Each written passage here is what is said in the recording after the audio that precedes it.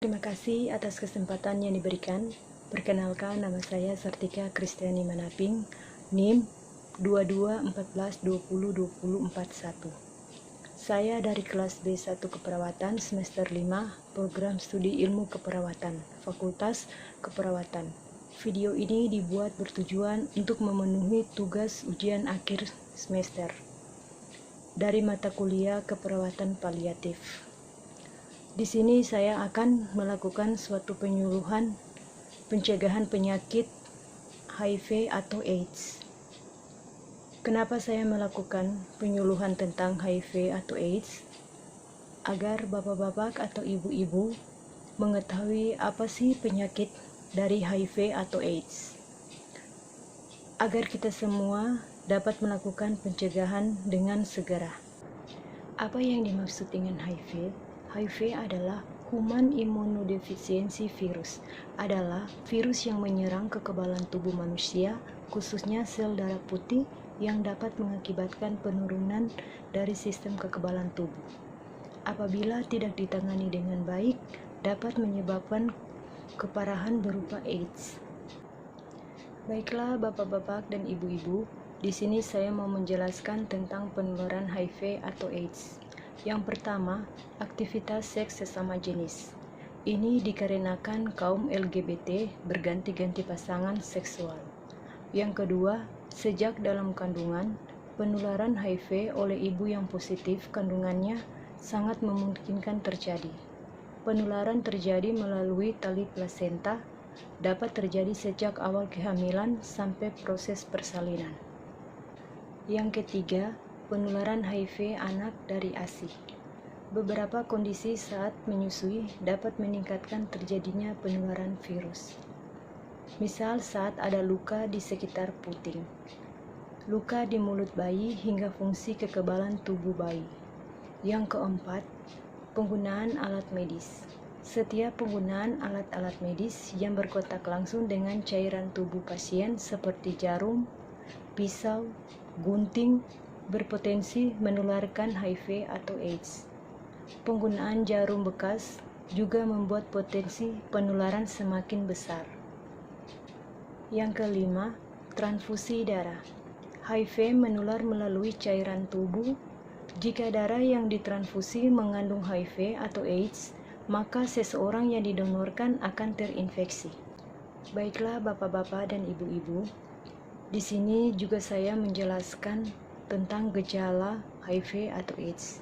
Gejala utama yaitu demam berkepanjangan dan penurunan berat badan. Gejala minor yaitu batuk kronis lebih dari 1 bulan, infeksi pada mulut dan tenggorokan, pembengkakan kelenjar getah bening, muncul herpes zoster berulang, bercak gatal seluruh tubuh. Gejala klinis. Fase awal yang pertama, tidak ditemukan gejala dan tanda-tanda infeksi.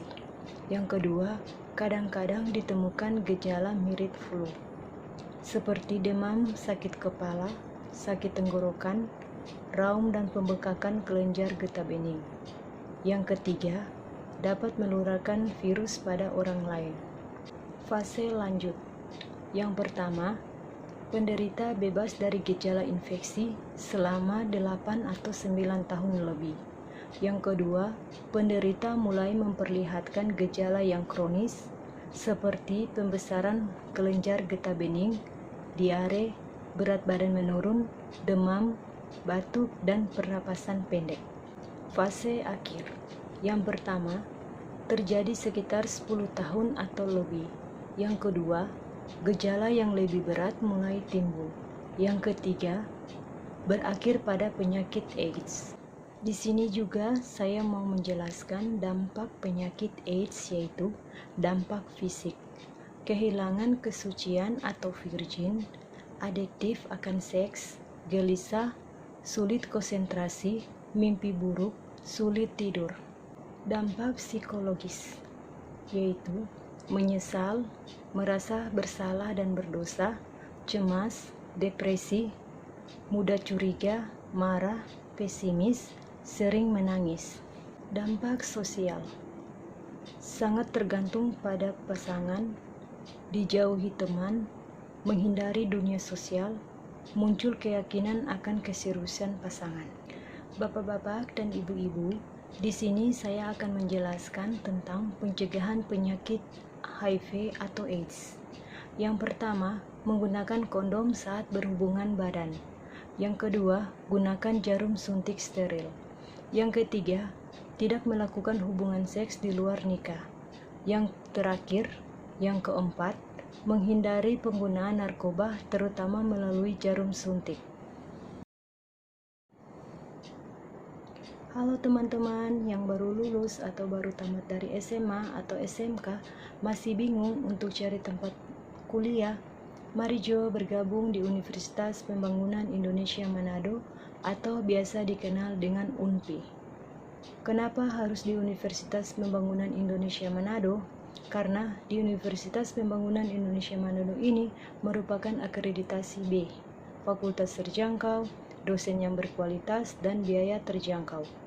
Dan di Universitas Pembangunan Indonesia Manado ini ada 6 fakultas, yaitu yang pertama Fakultas Keperawatan, yang kedua Fakultas Hukum, yang ketiga Fakultas Teknik, yang keempat Fakultas Pertanian, yang kelima Fakultas Ilmu Sosial dan Politik, dan yang keenam Fakultas Sastra.